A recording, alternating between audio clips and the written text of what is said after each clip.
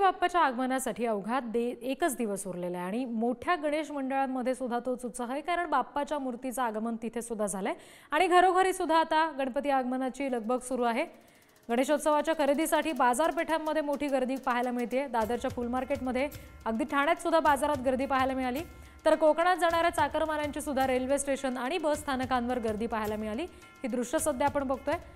उंच गणपती बाप्पाच्या मूर्ती मोठ्या सार्वजनिक गणेश मंडळांच्या आता हळूहळू मंडपात विराजमान होत आहेत। त्याचबरोबर कोकणात जाणाऱ्यांची गर्दी आपण दुसऱ्या दृश्यांमध्ये बघतोय। अगदी रेल्वेतली ही गर्दी असेल आणि रेल्वे स्थानकांवरच्या बरोबरच बस स्थानकांमध्ये सुद्धा गर्दी आहे आणि बाजारपेठा सुद्धा तितक्याच फुललेल्या आहेत। तर मुंबईमध्ये गणेशोत्सवासाठी खरेदीचा उत्साह पाहायला मिळतोय। बाप्पाच्या आगमनासाठी मुंबईकर आता सज्ज होत आहेत आणि फुलांच्या खरेदीसाठी दादर फुल मार्केटमध्ये सुद्धा तितकीच गर्दी उसळल्याचं पाहायला मिळतंय। आपण हे दृश्य बघतोय। अवघा एक दिवस राहिलेला आहे गणपती बाप्पाच्या आगमनासाठी आणि घरगुती गणपती बाप्पाच्या आगमनासाठी सुद्धा तीच लगबग पाहायला मिळते।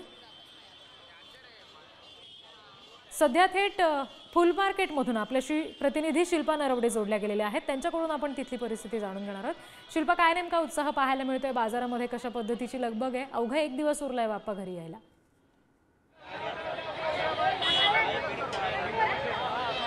नक्कीच रिद्धी, गणपती बाप्पाच्या आगमनाला अवघा एक दिवस उरलेला आहे। अवघे काही तास उरलेले असताना दादरच्या फुल मार्केट मिळत आहे। बाजारामध्ये अनेक प्रकारची वेगवेगळ्या प्रकारची फुले दाखल झालेली आहेत। तुम्ही बघू शकता, झेंडू असेल, सेवंती असेल, गुलाब असेल, वेगवेगळ्या प्रकारची फुले असतील, ही बाजारपेठ सजलेली आहे।